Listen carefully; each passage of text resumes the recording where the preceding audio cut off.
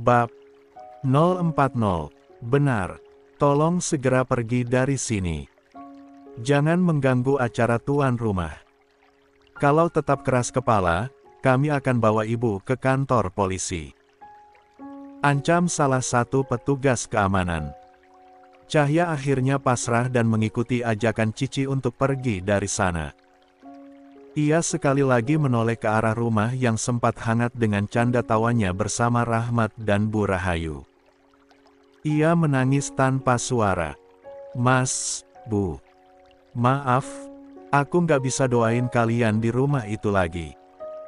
Tapi aku janji bakal doain kalian dimanapun aku berada, bisik Cahya dalam hati.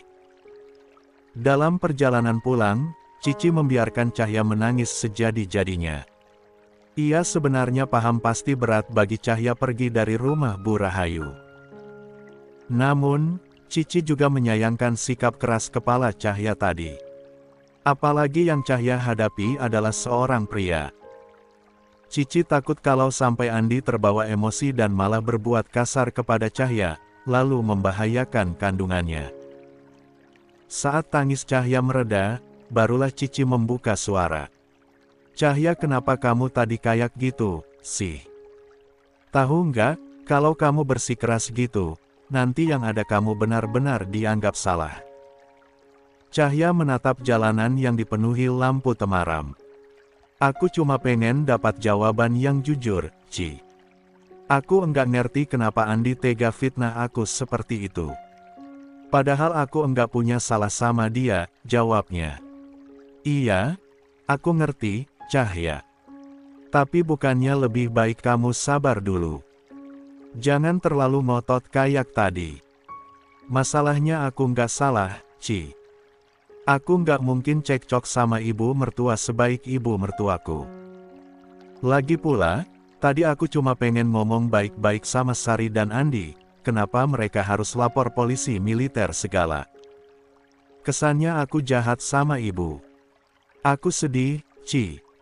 Sumpah, jangankan nyelakain ibu, ngebentak ibu aja aku nggak berani. Semakin lama, Cahya semakin nyaman terbuka dengan Cici tentang apa yang ia rasakan. Cici menghela napas panjang.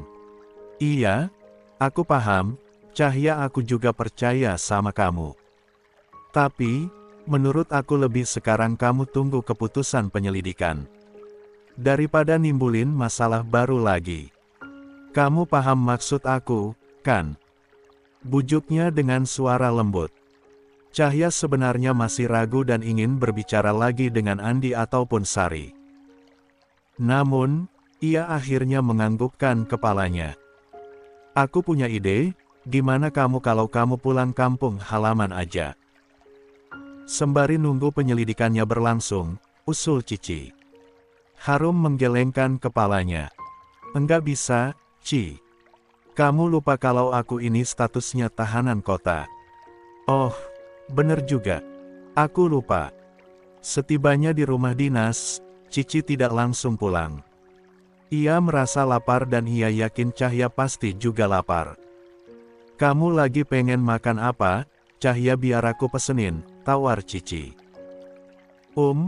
Apa? Iya. Jangan kelamaan mikirnya. Aku udah lapar, nih. Aku pengen makan daging sapi, Ci. Terserah mau diolah apa.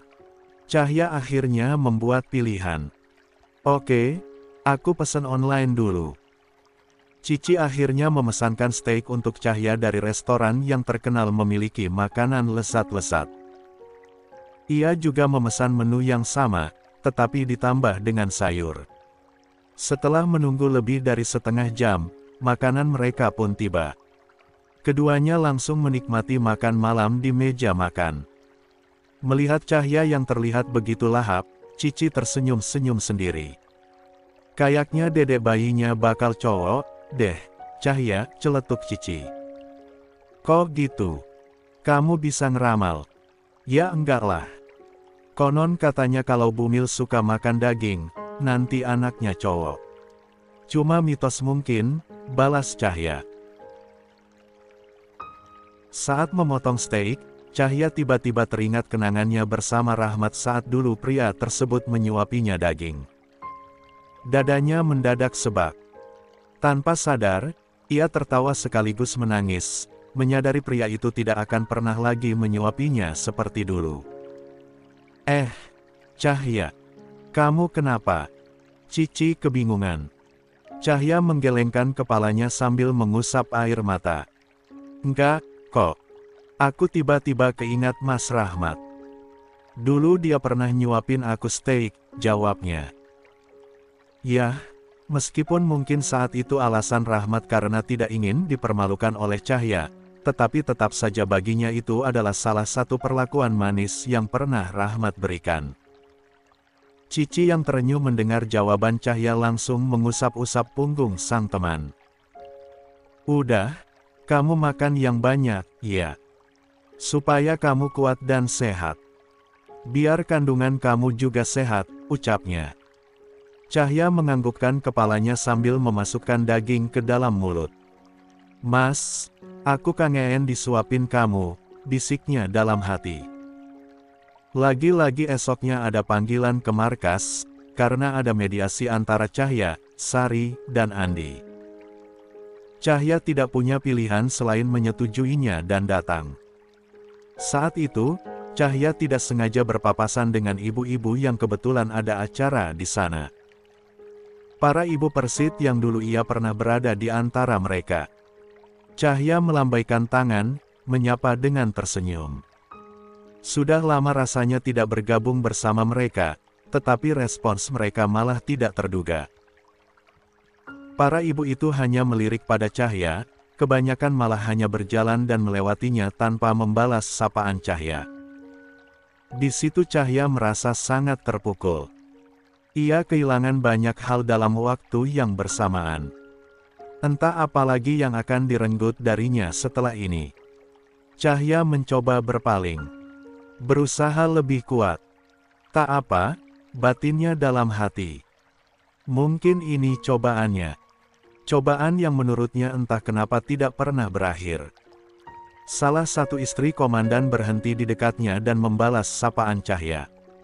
Wanita ini memang selalu ramah kepada siapapun dan sangat bijak dalam hal apapun. Cahya, bagaimana keadaanmu? Tanyanya. Cahya tersenyum. Akhirnya masih ada yang sudi menyapanya. Tetapi ia tidak bisa menjawab pertanyaan tadi. Ia sedang tidak baik-baik saja. Ia sedang terpukul, kehilangan semua hal dalam hidupnya. Bagaimana dengan urusan kasus ibu mertuamu? Pertanyaan itu keluar. Akhirnya, sedang diselesaikan, Bu, jawabnya lemah. Semoga dipermudah, ya, Cahya. Ibu percaya kamu tidak bersalah. Semoga urusan ini cepat selesai dan ditangani dengan adil. Cahya menunduk. Terima kasih, Bu. Oh, ya, Cahya kamu mungkin belum dapat kabar. Saya dengan berat hati mengatakan bahwa kamu akan dikeluarkan dari keanggotaan Ibu Persit. Mengingat kondisi saat ini, kamu karena sudah menjadi janda perwira, dan sekarang kamu juga tersandung kasus. Meski tak ada bukti, tetapi saya tidak punya pilihan lain. Saya minta pengertiannya, ya, Cahya. Tapi percayalah, saya percaya sama kamu. Kamu orang yang baik. Insya Allah, Tuhan akan memberi jalannya. Sembari menahan tangis, Cahya menerima keputusan itu. Karena ia tidak punya pilihan lain. Wanita itu pergi, meninggalkan Cahya dengan perasaan sesaknya. Lenyap sudah semuanya. Cahya mengutuk dalam hati, kenapa cobaannya begitu berat? Kenapa harus ia yang mengalami semua ini? Tanda hubung. Di ruang mediasi. Seorang pengadil dari militer menyatakan bahwa bukti-bukti untuk menyudutkan Cahya tidak terlalu kuat dan Cahya dinyatakan tidak bersalah. Jadi Cahya bisa bernapas dengan lega. Kalian tidak punya bukti yang akurat untuk memberi tuduhan pada Bu Cahya. Kami tidak bisa memprosesnya hanya berdasarkan perkiraan dan insting kalian. Tidak ada data yang menunjukkan Cahya berusaha mencelakai ibu mertua. Bahkan kemungkinannya menunjukkan ibumu terpeleset dan jatuh. Jika Cahya mendorongnya, ia tidak mungkin ikut terjatuh, kan? Saya rasa ini hanya kesalahpahaman. Jadi saya sarankan kalian untuk menyelesaikannya dengan cara kekeluargaan saja. Sari bangkit dari duduknya dengan marah. Saya tidak sudi berdamai dengan pembunuh yang telah membunuh ibu saya, teriaknya. Meski polisi militer sudah menjelaskan kalau tidak ada bukti yang menyatakan Cahya mencoba membunuh ibunya, Sari tetap kekeh. Aku tahu niat kamu Cahya, aku tahu kenapa kamu ingin membunuh ibu. Agar kamu bisa lebih banyak mendapatkan warisannya kan? Emosi wanita itu tidak terkontrol. Cahya membelalakkan mata. Apa yang kamu bicarain, Sar? Aku nggak pernah sedikit pun berpikir ke sana. Cahya membela diri. Nggak usah bohong dan sok polos kamu Cahya.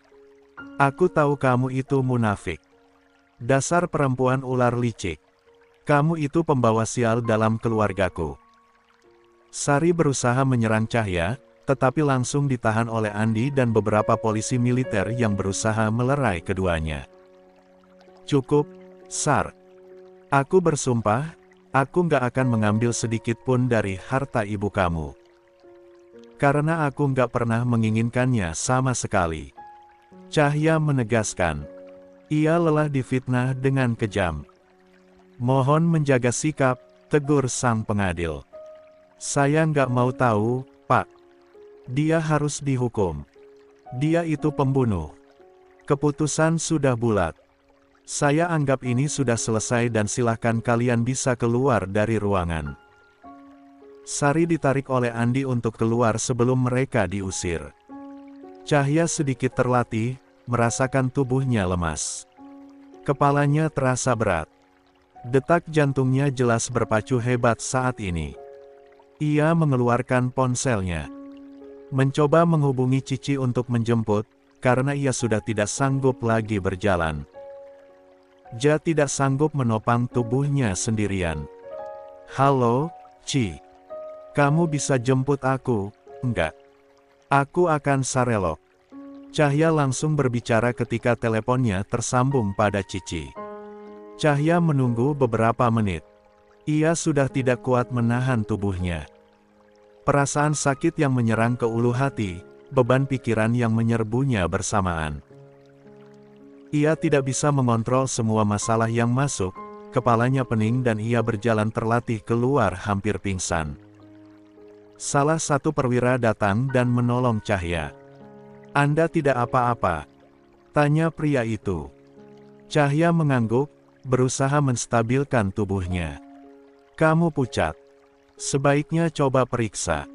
Ada klinik di dekat sini, mau saya antar? Tawarnya. Cahya menggeleng lemah. Tidak usah. Terima kasih. Saya sedang menunggu jemputan. Pria itu akhirnya pergi dari sana, meninggalkan Cahya. Hanya butuh waktu sekitar 5 menit bagi Cici untuk datang dan langsung menjemput Cahya, karena kebetulan ia lagi nongkrong di kafe yang cukup dekat dari sana dan ia pergi dengan menggunakan mobil dan supir pribadinya. Cahya lo nggak apa-apa. Cici langsung menghambur ke arah Cahya. Ci, antar aku pulang. Cahya terisak. Ayo, Cahya kita pulang. Ia memapah Cahya masuk ke dalam mobil. Lalu mereka pergi dari sana. Sepanjang jalan Cahya masih terus terisak. Ia memandang keluar jendela, membiarkan air matanya jujur dan tumpah, tidak lagi berusaha menahannya. Ia melepaskan rasa sakit di hatinya melalui tangisan itu. Cahya, lo bisa cerita ke gue kalau ada apa-apa. Gue mungkin gak bisa bantu banyak, tapi gue akan berusaha selalu ada buat lo, sama Kak Lang juga. Cahya mengangguk, menengok sebentar ke arah Cici, mengusap pipinya pelan. Terima kasih, ya, Ci. Terima kasih kamu sudah jadi sahabat yang baik buatku. Cahya menutur serak. Sekarang kita akan kemana? Tanya Cici karena Cahya hanya bilang antar ia pulang. Lah pastinya akan mengantar Cahya ke rumah dinas Rahmat, tetapi biasanya Cahya punya rencana sendiri. Aku mau ke makam ibu mertuaku, Ci. Aku kangen sama dia, aku mau minta maaf atas semua yang terjadi. Cici tidak tahu bagaimana merespons itu, tetapi melihat Cahya yang begitu hancur, ia hanya mengiyakan, lalu memutar mobilnya ke arah pemakaman. Sesampainya di sana, Cahya tidak membawa bunga, tidak juga air.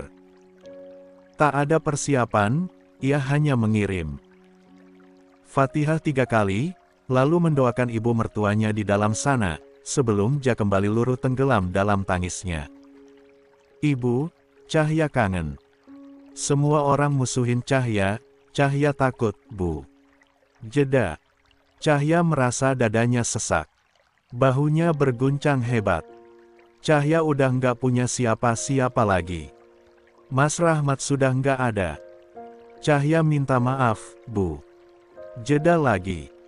Cici mengelus pundak Cahya, mencoba menenangkannya. Ibu, Cahya mau pamit pergi. Cahya sudah enggak sanggup tinggal di rumah itu, Sari membenci Cahya. Mungkin emang Cahya pantas untuk dibenci. Cahya pergi, ya, Bu. Cahya kamu mau pergi kemana? Tanya Cici yang mendengarnya. Aku mau pulang ke kampung, Ci. Aku lebih baik tinggal di sana saja untuk saat ini.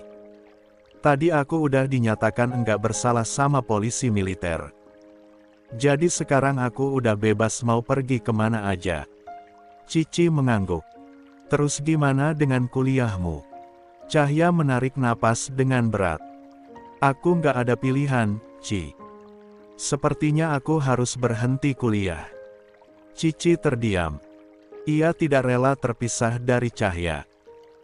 Ia tidak mau melihat Cahya berhenti kuliah, apalagi hanya Cahyalah satu-satunya teman dekat Cici yang paling ia percayai. Tetapi masalah Cahya tidak sesepele yang ia bayangkan. Ia tidak tahu apa yang selama ini Cahya hadapi, jadi bukankah sebaiknya ia mendukungnya saat ini? Cahya, aku bakal support kamu. Apapun keputusan kamu, asal itu yang terbaik untuk kamu. Aku akan support terus. Kalimat itu mengalir tulus. Terima kasih, Ci. Sok. Sementara itu, Rahmat dan pria yang menolongnya akhirnya sampai di desa lain. Mereka berjalan kaki cukup jauh untuk keluar dari pemukiman sebelumnya, karena di sana tidak ada kendaraan apapun kecuali gerobak. Yang pria itu pikul. Juga untuk menjaga keamanan masing-masing, mereka menyelinap melewati bawah bukit, menghindari kamera drone yang melintas di udara. Rahmat sudah cukup pulih setelah beberapa minggu mendapat pengobatan. Tanaman herbal itu cukup manjur untuk menutup luka, juga memulihkan tenaga. Selama ini mereka hanya makan roti yang menjadi persiapan. Pria tua itu untuk sebulan katanya. Tetapi Rahmat mengakui keahlian pria itu menyelinap dan menemukan beberapa buah-buahan di area sana. Hei, menurutmu apa ada orang di sini? Tanya Rahmat. Kini mereka saling mengerti dengan cara komunikasi mereka. Karena selama seminggu bertukar informasi dengan tanda. Pasti ada, jawab pria itu. Ini adalah desa terakhir yang cukup jauh dari lokasi pertempuran. Ia memberi kode. Rahmat mengangguk paham.